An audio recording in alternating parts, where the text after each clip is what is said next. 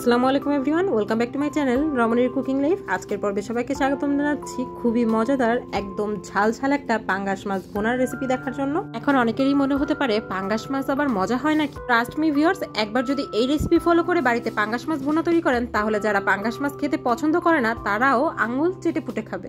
আশা করি রেসিপিটা আপনাদের সকলেরই খুবই পছন্দ হবে। আর রেসিপিটা পছন্দ হলে ভিডিওতে একটি লাইক দিয়ে চ্যানেলটি সাবস্ক্রাইব করতে ভুলবেন না। চলুন তাহলে শুরু করা যাক। প্রথমে এখানে বড় সাইজের একটা পাঙ্গাস মাছ থেকে আমি কয়েক টুকরো মাছ নিয়েছি। আর এই মাছগুলো কিন্তু আমি আগে থেকে ধুয়ে ভালোভাবে পরিষ্কার করে নিয়েছি। আমি কিন্তু চামড়াটা সহই মাছটা ব্যবহার করছি। আপনারা যদি চামড়াটা খেতে পছন্দ না করেন সেক্ষেত্রে কিন্তু মাছের চামড়াটা টেনে উঠিয়ে ফেলতে পারবেন। আমার বাসার সবাই কিন্তু এই মাছের চামড়াটা খুবই পছন্দ করে, এই কারণে আমি এটা ফেলিনি। আমি মাছগুলো ধোয়ার সময় গুনার যে মাজনিগুলো হয় সেটা দিয়ে মাছের যে চামড়ার উপরের কালো অংশটা সেটা একটু ঘষে পরিষ্কার করে নিয়েছি। এখন মাছগুলো ভেজে নেবো। এর জন্য এখানে আমি অ্যাড করে দিচ্ছি 1 চা চামচ লবণ, 1 চা চামচ হলুদের গুঁড়া এবং 1 চা চামচের মতো লেবুর রস। লেবুর রসটা কিন্তু এখানে অবশ্যই ব্যবহার করার চেষ্টা করবেন, এতে করে কিন্তু মাছের টেস্টটা অনেক গুণে বেড়ে যাবে। আর পাঙ্গাস মাছের যে একটা এক্সট্রা স্মেল থাকে সেটাও কিন্তু আর থাকবে না।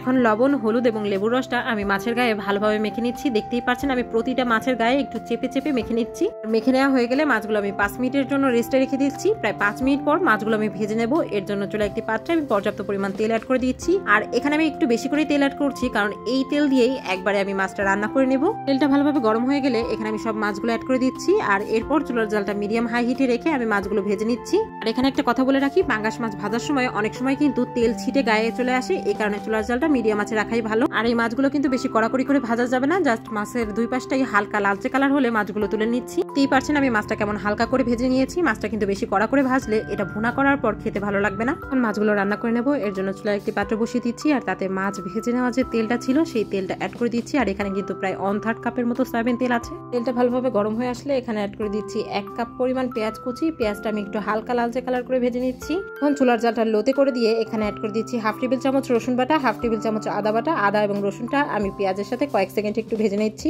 পর চুলার জালটা একদম লো আঁচে করে দিয়ে এখানে অ্যাড করে দিচ্ছি 1 টেবিল চামচ মরিচের গুঁড়া, 1 টেবিল চামচ হলুদের গুঁড়া, 1 চা চামচ জিরা গুঁড়া, 1 টেবিল চামচ ধনিয়া গুঁড়া। সব উপকরণগুলো একটু 30 থেকে 40 সেকেন্ডের জন্য একটু নাড়াচাড়া করে ভেজে নিচ্ছি। গুঁড়া মশলাগুলো সরাসরি তেলে ভেজে নেওয়ার কারণে কিন্তু এই মশলার কালারটাও সুন্দর আসবে আর মশলার যে কাঁচা গন্ধটা সেটাও চলে যাবে। আর এই গুঁড়া মশলাগুলো অ্যাড করা থেকে শুরু করে ভেজে নেওয়া পর্যন্ত চুলার জালটা কিন্তু একদম লো আঁচেই রাখতে হবে, তা না হলে কিন্তু মশলাগুলো পুড়ে যাবে আর এর টেস্টটাও নষ্ট হয়ে যাবে। মশলাগুলো মাত্র 30 সেকেন্ডের জন্য ভেজে নিয়ে এরপর এখানে অ্যাড করে দিচ্ছি স্বাদ অনুযায়ী লবণ এবং 3/4 কাপ পরিমাণ পানি দিয়ে আমি মশলাটা ভালোভাবে কষিয়ে নিচ্ছি। আর এই কাজটা একটু সময় নিয়ে করার চেষ্টা করবেন কারণ মশলাটা যত ভালো কষানো হবে মশলার টেস্ট কিন্তু তত বেশি বেড়ে যাবে। তখন মশলাগুলো ভালোভাবে কষিয়ে নেওয়া হয়ে যাবে আর মশলার উপর তেল ভেসে উঠবে। এই পর্যায়ে এখানে আমি আগে থেকে ভেজে রাখা মাছগুলো অ্যাড করে দিচ্ছি। মাছগুলো অ্যাড করার সময় চুলার জালটা কিন্তু আমি লো আঁচে করে দিয়েছি। এখন মাছগুলো একটু উল্টে পাল্টে নাড়াচাড়া করে নিচ্ছি। এরপর এভাবেই লো আঁচে রেখে মাছগুলো আমি প্রায় 3 থেকে 4 মিনিটের জন্য একটু কষিয়ে নিচ্ছি।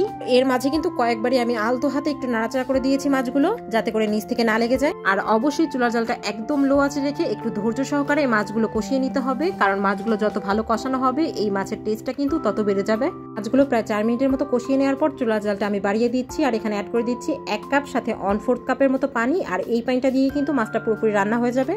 এখন নাড়াচাড়া করে সবকিছু একসাথে মিশিয়ে নিচ্ছি। এরপর অপেক্ষা করছি বলক আসার জন্য। আর বলক চলে আসলে একটা ঢাকনা দিয়ে ঢেকে চুলার জালটা লো আঁচে করে দিচ্ছি। আর এভাবেই লো আঁচে রেখে প্রায় 6 থেকে 7 মিনিটের জন্য জাল করে নিচ্ছি। প্রায় 6 মিনিট পর আমি ঢাকনাটা খুলে নিচ্ছি। এরই মাঝে মাছটা কিন্তু পুরোপুরি রান্না হয়ে গিয়েছে আর পানিটাও শুকিয়ে গিয়েছে, দেখতেই পাচ্ছেন তেল ছেড়ে দিয়েছে। এখন আমি একটু আলতো হাতে নাড়াচাড়া করে দিচ্ছি।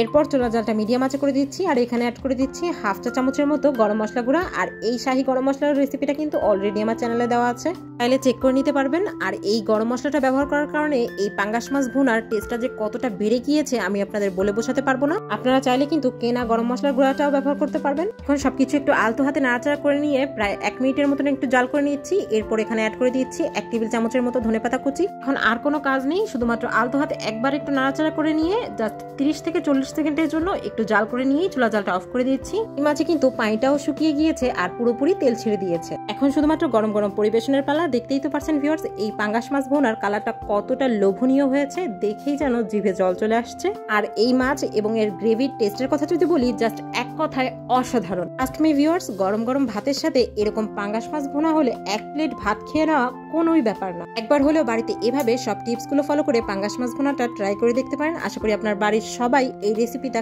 খুবই পছন্দ করবে। আর রেসিপিটা ট্রাই করলে আমাকে কমেন্টে জানাতে ভুলবেন না। আর রেসিপিটা পছন্দ হলে অবশ্যই ফ্রেন্ডস এন্ড ফ্যামিলিদের সাথে বেশি বেশি শেয়ার করতে ভুলবেন না। আবার দেখা হবে নতুন কোনো রেসিপি নিয়ে। আল্লাহ হাফেজ।